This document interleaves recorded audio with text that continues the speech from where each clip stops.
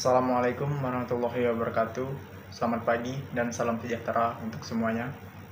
Pertama-tama yang saya hormati Bapak Romi selaku dosen pengampu mata kuliah Ekonomi Internasional. Di sini saya Riki Anggara akan coba mengulas dan menjelaskan materi-materi yang telah saya dapatkan dan bagaimana relevansinya terhadap perekonomian Indonesia saat ini. Baik, sebelumnya teman-teman pernah nggak nih merhatiin kenapa nih HP-HP dari luar negeri ataupun barang dari luar negeri dapat kita akses dengan mudah dengan harga yang terjangkau di dalam negeri kita sendiri. Nah, itu adalah bentuk dari salah satu perdagangan internasional. Nah, apa sih itu perdagangan internasional? Perdagangan internasional adalah pertukaran barang dan jasa antar negara. Sederhananya begini nih, kita membeli barang dari negara lain yang mereka produksi dengan lebih efisien dan mereka membeli barang dari kita yang kita produksi dengan lebih baik. Nah, dengan teori perdagangan yang sangat penting, karena hal ini akan membantu kita memahami bagaimana ekonomi global bekerja, bagaimana kebijakan pemerintah dapat mempengaruhi kehidupan kita sehari-hari. Nah, di sini ada teori klasik perdagangan nih. Yang pertama itu adalah sejarah teori perdagangan dimulai dari zaman merkantilisme, di mana negara-negara berlomba-lomba mengumpulkan emas, perak, untuk menuju kekayaan dan kekuatan mereka. Namun, Adam Smith, seorang ekonom Skotlandia, mengajukan ide yang revolusioner atau keunggulan mutlak.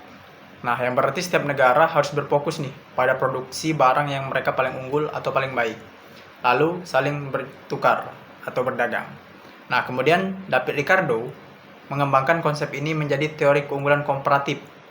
Bahkan jika suatu negara tidak memiliki keunggulan mutlak dalam semua produk, mereka tetap bisa mendapatkan keuntungan dari perdagangan dengan mengkhususkan diri pada produk yang mereka relatif lebih efisien dalam produksinya. Nah, kemudian selanjutnya ada perkembangan teori perdagangan. Dengan seiring berjalannya waktu, teori perdagangan terus berkembang nih. Contohnya teori Hesker-Ohlin menghubungkan pola perdagangan dengan faktor produksi seperti tanah, tenaga kerja, dan modal. Nah, siklus produk menjelaskan bagaimana pola perdagangan berubah seiring dengan tahap kehidupan suatu produk, dari tahap baru hingga tahap matang. Kemudian, perdagangan intra-industri menunjukkan bahwa negara-negara seringkali saling bertukar produk yang serupa, seperti mobil atau elektronik yang lainnya. Hal ini menunjukkan bahwa perdagangan tidak hanya tentang perbedaan dalam faktor produksi, tapi juga tentang diferensiasi produk dalam skala ekonomi. Kemudian, ada teori modern perdagangan internasional. Di era modern, perdagangan bebas menjadi isu sentral nih. Perdagangan bebas memiliki banyak keuntungan, seperti meningkatkan efisiensi, memperluas pilihan konsumen, dan mendorong inovasi. Namun, perdagangan bebas juga memiliki tantangan, seperti persaingan yang tidak sehat, dampak negatif terhadap industri dalam negeri. Kemudian untuk mengatur perdagangan internasional, didirikanlah organisasi perdagangan dunia yang sering kita kenal dengan WTO. WTO ini berperan dalam membuat aturan perdagangan, kemudian menyelesaikan perselisihan perdagangan dan mendorong liberalisasi perdagangan. Kemudian selanjutnya ada teori modern ekspor-impor. Ekspor merupakan salah satu mesin penggerak pertumbuhan ekonomi. Dengan mengekspor produk, kita dapat memperoleh devisa yang dapat digunakan untuk membeli barang modal, teknologi, dan bahan baku. Impor juga penting nih untuk memenuhi kebutuhan dalam negeri yang tidak dapat dipenuhi oleh produk dalam negeri secara efisien.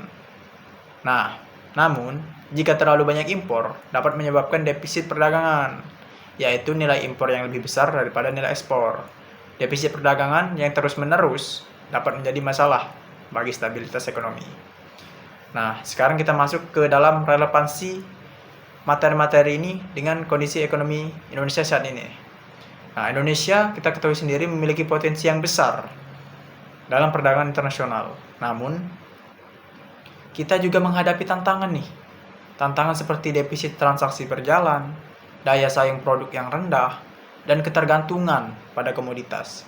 Nah, untuk meningkatkan kinerja ekspor, Indonesia perlu meningkatkan kualitas produk.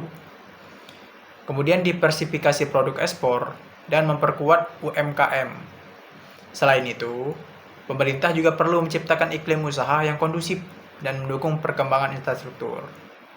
Nah, dengan memahami teori perdagangan dan menerapkannya secara tepat, Indonesia dapat nih menjadi pemain yang lebih kuat di punggung ekonomi global. Mungkin itu saja yang dapat saya jelaskan dari materi yang saya tangkap dan relevansinya terhadap ekonomi Indonesia saat ini. Saya Ricky Anggara, saya ucapkan terima kasih. Assalamualaikum warahmatullahi wabarakatuh.